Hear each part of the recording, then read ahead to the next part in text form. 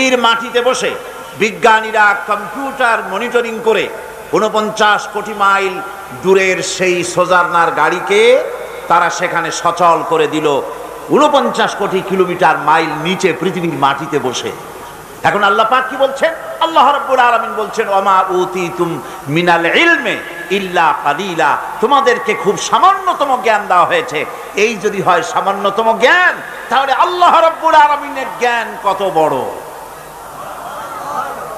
সেই সর্বজ্ঞানের আধার, সমস্ত জ্ঞানের উৎস আল্লাহ সুবহানাহু ওয়া তাআলা, তিনি কোরআন অবতীর্ণ করেছেন গোটা মানব জাতির জন্য।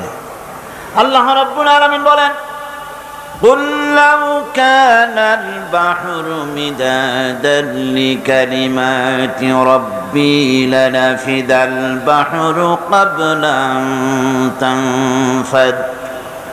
قبل أن تنفد كلمات ربي ولو جئنا بمثله مددا।